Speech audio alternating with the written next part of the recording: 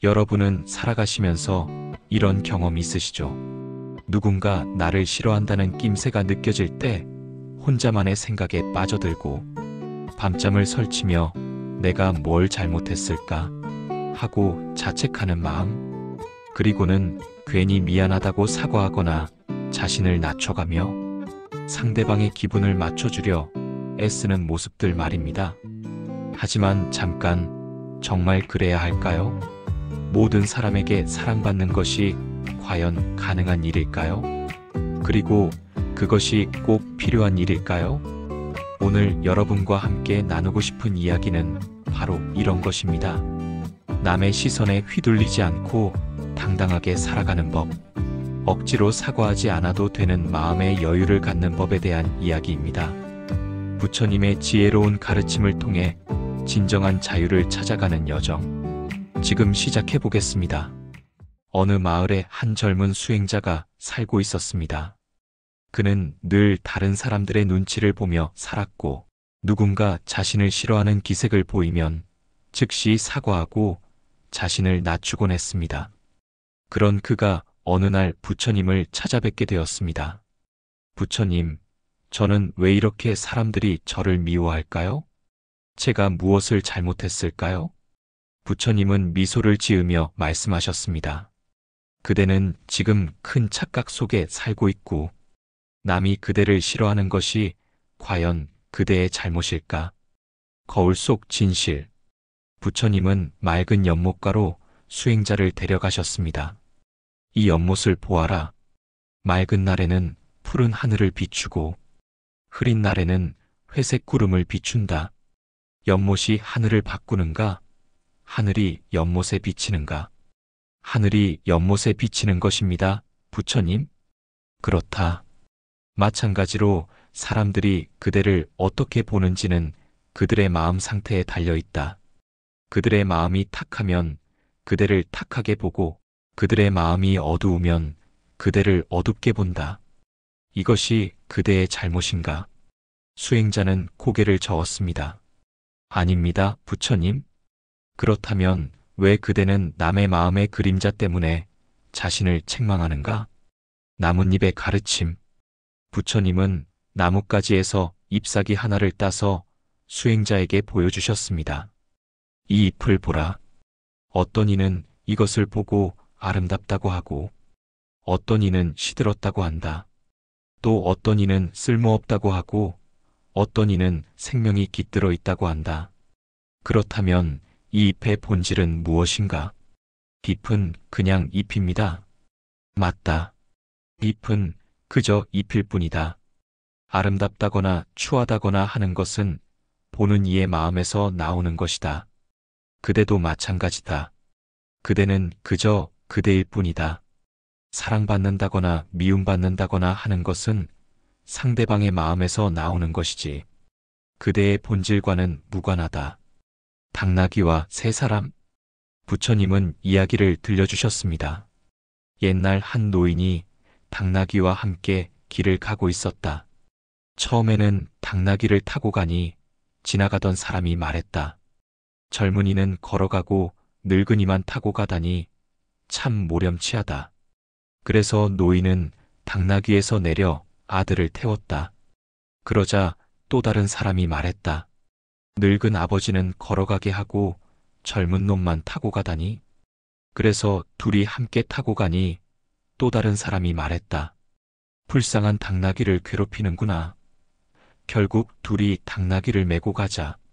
사람들은 미친 사람들이라고 비웃었다. 부처님, 그래서 어떻게 해야 했을까요? 처음부터 자신이 옳다고 생각하는 대로 했어야 한다. 세상의 모든 입을 막을 수는 없다. 그대가 어떤 선택을 하든 누군가는 비난할 것이다. 그렇다면 차라리 자신의 마음이 평안한 길을 선택하는 것이 지혜로운 일 아니겠는가? 바람과 산. 어느 날 강한 바람이 불어왔습니다. 작은 풀들은 흔들리고 나뭇가지들은 꺾이기도 했지만 큰 산은 미동도 하지 않았습니다. 부처님, 산은 왜 흔들리지 않습니까? 산에게는 중심이 있기 때문이다. 산의 중심은 깊고 단단해서 어떤 바람이 와도 흔들리지 않는다. 하지만 뿌리가 얕은 풀은 작은 바람에도 흔들린다. 사람도 그와 같습니다. 자신의 중심이 단단한 사람은 남의 말이라는 바람에 흔들리지 않습니다. 하지만 자신의 중심이 없는 사람은 조그만 비난에도 크게 동요합니다. 그렇다면 어떻게 중심을 단단히 할 수 있을까요? 그대 자신을 깊이 들여다보라. 그대의 본성을 알라. 그대는 남의 평가로 존재하는 것이 아니라 그대 자체로 존재하는 것임을 깨달으라. 흙탕물의 지혜. 부처님은 맑은 물이 담긴 그릇에 흙을 넣고 저어서 탁하게 만드셨습니다. 이제 이 물을 맑게 하려면 어떻게 해야 할까? 수행자는 물을 계속 저어 보았지만 더욱 탁해질 뿐이었습니다. 가만히 두어보라.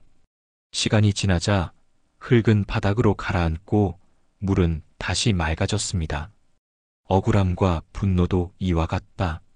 누군가 그대를 미워한다고 해서 그 감정을 계속 휘젓고 다니면 마음만 더 탁해진다. 가만히 내려놓으면 저절로 가라앉는다. 그때 비로소 그대의 본래 마음이 드러난다.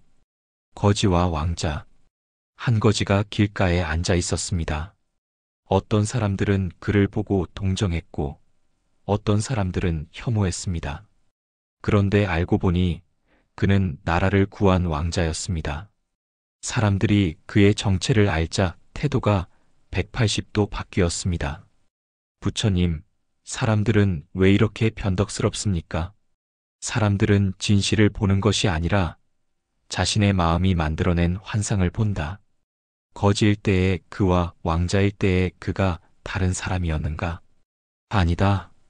그는 처음부터 끝까지 같은 사람이었다. 바뀐 것은 사람들의 인식일 뿐이다. 그렇다면 남의 인식에 따라 기뻐하고 슬퍼하는 것은 얼마나 어리석은 일인가? 그대의 가치는 그대 안에 있는 것이지 남의 평가에 있는 것이 아니다. 사과의 비유. 부처님은 빨간 사과를 들고 계셨습니다. 이 사과를 보라. 어떤 이는 달콤하다고 하고 어떤 이는 시다고 한다. 어떤 이는 빨갛다고 하고 어떤 이는 색이 바래다고 한다. 그렇다면 이 사과는 무엇인가? 사과는 그냥 사과입니다. 맞다. 사과의 맛을 느끼는 것은 각자의 혀이고 색깔을 보는 것은 각자의 눈이다. 사과는 아무 말도 하지 않는다. 사과는 그저 자신의 본성대로 존재할 뿐이다. 그대도 마찬가지다. 누군가 그대를 좋다고 하든 나쁘다고 하든 그대는 그저 그대일 뿐이다. 그대가 해야 할 일은 사과처럼 그대의 본성을 온전히 드러내는 것이다. 돌의 침묵. 부처님은 길가에 돌을 주워 드셨습니다. 이 돌을 보라. 누군가 이 돌을 발로 차도 돌은 화내지 않는다. 누군가 이 돌을 소중히 간직해도 돌은 우쭐대지 않는다. 왜 그럴까? 돌은 마음이 없으니까요? 아니다. 돌에게는 중심이 있기 때문이다. 돌의 중심은 흔들리지 않는다. 그래서 외부의 어떤 변화에도 동요하지 않는다. 그대에게도 그런 중심이 있다. 그것은 남의 평가로 만들어지지도 않고 남의 평가로 사라지지도 않는다. 그 중심을 찾아라. 그 중심에 서라. 연꽃의 가르침. 연못에 연꽃이 피어 있었습니다. 진흙 속에서 자랐지만 깨끗하고 아름다웠습니다. 연꽃을 보라. 진흙탕에서 자랐지만 진흙에 물들지 않았다. 더러운 환경을 탓하지도 않았다. 그저 자신의 본성대로 아름다운 꽃을 피웠을 뿐이다. 그대도 연꽃과 같아야 한다. 남들이 그대를 어떻게 대하든 그대는 그대의 본성대로 살아가면 된다. 진흙이 연꽃을 더럽힐 수 없듯이 남의 미움이 그대의 본성을 더럽힐 수는 없다. 거울의 지혜. 부처님은 깨끗한 거울을 들고 계셨습니다. 이 거울을 보라. 아름다운 것을 비추면 아름답게 보이고 추한 것을 비추면 추하게 보인다. 그런데 거울 자체는 아름답지도 추하지도 않다. 거울은 그저 있는 그대로 비출 뿐이다. 사람의 마음도 거울과 같다. 그대를 보는 사람의 마음이 어떠한지에 따라 그대의 모습이 달리 비친다. 마음이 맑은 사람은 그대를 맑게 보고 마음이 탁한 사람은 그대를 탁하게 본다. 그렇다면 그대가 할 일은 무엇인가? 남의 거울을 걱정할 것이 아니라 그대 자신의 거울을 맑게 닦는 것이다. 바람과 거품. 강물 위에 거품이 일어났습니다. 바람이 불자 거품들이 이리저리 흩어졌다가 곧 사라졌습니다. 남의 칭찬과 비난을 보라. 바람에 흔들리는 거품과 같다. 잠깐 일어났다가 금세 사라진다. 거품이 강물의 본질을 바꿀 수 있는가? 없습니다, 부처님. 그렇다. 강물은 여전히 강물이다. 거품이 일든 안 일든 강물의 본질은 변하지 않는다. 그대도 마찬가지다. 남의 말은 바람에 일어나는 거품일 뿐이다. 그대의 본질과는 아무 상관이 없다. 나무의 가르침. 큰 나무 한 그루가 있었습니다. 어떤 사람은 그 나무를 보고 그늘을 얻어 고마워했고, 어떤 사람은 잎이 떨어진다고 불평했습니다. 이 나무를 보라. 고마워하는 사람이 있다고 해서 더 열심히 자라지 않고, 불평하는 사람이 있다고 해서 시들지도 않는다. 나무는 그저 자신의 본성대로 자란다. 나무가 모든 사람을 만족시킬 수 있는가? 없습니다. 그렇다. 나무도 그대도 모든 사람을 만족시킬 수는 없다. 그것이 당연한 일이다. 나무처럼 그대도 그대의 본성대로 살면 된다. 달과 구름. 밤하늘에 보름달이 떠 있었습니다. 구름이 지나가면서 달을 가렸다가 다시 드러냈습니다. 달을 보라. 구름이 가려도 달은 여전히 그 자리에 있다. 달은 구름 때문에 어두워지거나 밝아지지 않는다. 구름이 지나가면 달은 다시 모습을 드러낸다. 그대의 본성도 달과 같다. 남의 미움이라는 구름이 지나간다고 해서 그대의 본성이 어두워지는 것은 아니다. 구름이 지나가면 그대의 본성은 다시 빛날 것이다. 물의 가르침. 부처님은 물 한 그릇을 떠서 수행자에게 주셨습니다. 이 물을 마셔보라. 수행자가 물을 마시자 부처님이 물으셨습니다. 어떤 맛인가? 맛이 없습니다. 부처님은 미소 지으며 말씀하셨습니다. 물은 원래 무미무치다. 그런데 이 물에 꿀을 넣으면 단맛이 나. 소금을 넣으면 짠맛이 난다. 그렇다면 단맛과 짠맛이 물의 본래 성질인가? 아닙니다. 그렇다. 마찬가지로 그대의 본성도 물과 같이 순수하다. 남의 사랑을 받는다고 해서 그것이 그대의 본질이 되는 것도 아니고, 남의 미움을 받는다고 해서 그것이 그대의 본질이 되는 것도 아니다. 씨앗의 지혜. 부처님은 작은 씨앗을 들고 계셨습니다. 이 씨앗을 보라. 어떤 사람은 이것을 보고 작고 보잘것없다고 한다. 하지만 이 안에는 거대한 나무가 들어있다. 그것을 아는 사람은 이 씨앗을 소중히 여긴다. 그대도 씨앗과 같다. 겉으로 보기에는 평범할지 모르지만 그대 안에는 무한한 가능성이 들어있다. 그것을 알아보는 사람도 있고 알아보지 못하는 사람도 있다. 그대의 가능성은 변하지 않는다. 향기의 비유. 아름다운 꽃 한 송이가 피어 있었습니다. 향기가 사방으로 퍼져나갔습니다.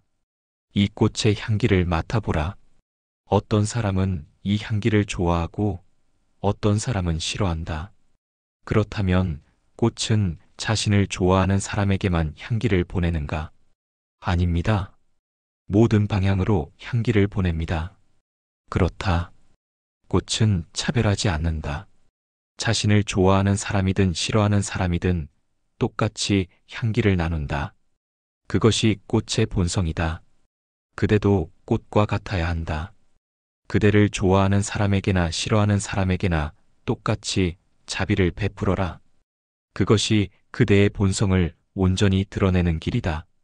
마지막 가르침. 수행자는 부처님의 말씀을 들으며 점점 깨달음을 얻어갔습니다. 부처님, 이제 이해했습니다. 남이 저를 싫어한다고 해서 사과할 필요가 없군요. 그것은 제 문제가 아니라 그 사람의 문제이니까요. 그렇다. 하지만 한 가지 더 기억하라. 사과하지 않는다고 해서 오만해져서는 안 된다. 남을 미워해서도 안 된다.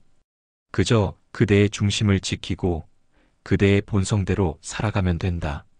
그대가 진정 자유로워지는 길은 남의 평가에서 벗어나는 것이다. 칭찬받을 때 우쭐대지 말고 비난받을 때 위축되지 마라. 그대는 그대일 뿐이다. 누군가 그대를 싫어한다면 그냥 이렇게 생각하라. 그 사람의 마음이 그렇구나. 나는 나의 길을 가겠다. 그리고는 더 이상 신경 쓰지 마라. 억울한 마음이 든다면 내려놓아라. 그 감정을 붙잡고 있는 것은 독을 마시고 상대방이 죽기를 바라는 것과 같다. 그대의 삶은 그대 것이다. 남의 것이 아니다. 그대의 행복도 그대가 만드는 것이다. 남이 주는 것이 아니다. 이것을 깊이 새기고 살아가라. 그러면 그대는 진정한 자유를 얻을 것이다. 수행자는 깊이 절을 올렸습니다. 그의 마음에는 이제 평화가 깃들어 있었습니다. 남의 시선이 더 이상 두렵지 않았습니다. 자신의 중심을 찾았기 때문입니다. 독 화살의 비유. 수행자가 깨달음을 얻은 지 며칠 후 마을에서 한 사건이 일어났습니다. 어떤 사람이 수행자에게 심한 모욕을 퍼부었습니다. 예전 같으면 즉시 사과했을 수행자였지만 이번에는 달랐습니다. 부처님이 나타나셨습니다. 그 사람의 말이 그대에게 상처를 주었는가? 처음에는 그랬습니다. 하지만 곧 깨달았습니다. 화살이 날아와도 내가 받지 않으면 상처받지 않는다는 것을요. 부처님은 고개를 끄덕이셨습니다. 그렇다. 남의 악한 말은 독 화살과 같다. 하지만 그 화살을 받아들이는 것은 그대의 선택이다. 화살이 날아온다고 해서 반드시 맞을 필요는 없다. 우물의 깨달음. 마을 한편에 깊은 우물이 있었습니다. 가뭄이 들어도 마르지 않는 우물이었습니다. 저 우물을 보라. 사람들이 매일 물을 길어가도 마르지 않는다. 왜 그럴까? 뿌리가 깊기 때문입니다. 그렇다. 그대의 자존감도 우물과 같아야. 남들이 칭찬을 해도 넘치지 않고 남들이 비난을 해도 마르지 않는 깊은 뿌리를 가져야 한다. 수행자는 우물을 바라보며 묵묵히 고개를 끄덕였습니다. 불과 나무. 어느 날 산불이 일어났습니다. 많은 나무들이 타버렸지만 유독 한 그루의 나무는 멀쩡했습니다. 부처님, 저 나무는 왜 타지 않았을까요? 저 나무는 물가에 뿌리를 내리고 있다. 겉은 마른 것 같아도 속은 충분히 수분을 머금고 있어서 불이 붙지 않는 것이다. 사람도 마찬가지다. 자신의 내면에 충분한 사랑과 자비를 머금고 있으면 남의 미움이라는 불길이 와도 타지 않는다. 그렇다면 어떻게 그런 수분을 머금을 수 있을까요? 자신을 사랑하는 법을 배워라. 자신의 실수를 용서하는 법을 배워라. 그러면 남의 실수도 용서할 수 있고 남의 미움도 이해할 수 있다. 파도와 바위. 해변에 큰 바위가 서 있었습니다. 파도가 끊임없이 바위에 부딪혔지만 바위는 꿈쩍도 하지 않았습니다. 저 바위를 보라. 파도가 아무리 세게 쳐도 바위는 움직이지 않는다. 오히려 파도를 아름다운 물보라로 만들어버린다. 그대도 바위와 같아야 한다. 남의 미움이라는 파도가 아무리 세게 와도 흔들리지 말고 오히려 그것을 지혜의 물보라로 만들어라. 어떻게 그럴 수 있을까요? 남의 미움을 통해 그 사람의 고통을 보라. 미워하는 사람은 행복한 사람이 아니다. 그의 마음에 상처가 있기 때문에 남을 미워하는 것이다. 그것을 이해하면 미움받는 것이 더 이상 괴롭지 않다. 2개의 화분. 부처님은 2개의 화분을 가져오셨습니다. 하나에는 아름다운 꽃이 피어 있었고 다른 하나에는 시든 풀만 있었습니다. 이 2 화분 중 어느 것이 더 나은가? 꽃이 핀 화분이 더 아름답습니다. 부처님은 시든 화분에 물을 주고 정성스럽게 돌보셨습니다. 며칠 후 그 화분에도 아름다운 꽃이 피었습니다. 이제 어떤가? 2 화분 모두 아름답습니다. 그렇다. 사람도 마찬가지다. 지금 그대를 미워하는 사람도 언젠가는 변할 수 있다. 사람은 고정된 존재가 아니다. 시간이 지나면서 성장하고 변화한다. 그러니 남이 그대를 싫어한다고 해서 영원히 그럴 것이라고 생각하지 마라. 그저 지금 그 사람의 마음이 그런 것일 뿐이다. 메아리의 가르침. 깊은 산골짜기에서 수행자가 소리를 질렀습니다. 야호, 메아리가 돌아왔습니다. 야호. 부처님, 메아리가 제 소리를 따라하네요. 그렇다. 그대가 아름다운 소리를 내면 아름다운 메아리가 돌아오고 추한 소리를 내면 추한 메아리가 돌아온다. 세상도 메아리와 같다. 그대가 세상을 미워하면 세상도 그대를 미워하고 그대가 세상을 사랑하면 세상도 그대를 사랑한다. 하지만 때로는 좋은 소리를 내도 나쁜 메아리가 돌아오지 않습니까? 그것은 중간에 장애물이 있기 때문이다. 사람의 마음에도 장애물이 있다. 과거의 상처, 편견, 오해 같은 것들이 메아리를 왜곡시킨다. 그것을 이해하면 나쁜 반응이 와도 화나지 않는다. 거미줄의 지혜. 아침 이슬에 젖은 거미줄이 햇빛에 반짝이고 있었습니다. 저 거미줄을 보라. 바람에 흔들리지만 끊어지지 않는다. 왜 그럴까? 유연하기 때문입니다. 그렇다. 딱딱한 것은 부러지지만 유연한 것은 살아남는다. 그대의 마음도 거미줄처럼 유연해야 한다. 남이 그대를 미워할 때 맞서 싸우려 하지 마라. 대나무처럼 바람에 몸을 맡겨라. 그러면 바람이 지나간 후에도 온전히 서 있을 수 있다. 별과 구름. 밤하늘에 별이 반짝이고 있었습니다. 구름이 지나가며 별을 가렸다가 다시 드러냈습니다. 저 별을 보라. 구름이 가려도 별은 여전히 빛나고 있다. 구름이 지나가면 다시 모습을 드러낸다. 그대의 가치도 별과 같다. 남의 미움이라는 구름이 지나간다고 해서 그대의 가치가 사라지는 것은 아니다. 때로는 구름이 너무 두꺼워서 별이 보이지 않을 때도 있습니다. 그럴 때는 인내하라. 구름은 언젠가 거친다. 하지만 별은 영원히 빛난다. 강물의 여행. 큰 강이 바다로 흘러가고 있었습니다. 중간중간 바위와 나무가 길을 막았지만 강물은 돌아가며 계속 흘러갔습니다. 강물을 보라. 장애물을 만나도 멈추지 않는다. 돌아가든 뛰어넘든 계속 흘러간다. 목적지를 향한 의지가 확고하기 때문이다. 그대의 인생도 강물과 같아야 한다. 중간에 그대를 미워하는 사람을 만나더라도 멈춰서 그들과 싸우지 마라. 그냥 흘러가라. 그대의 목적지는 따로 있지 않은가?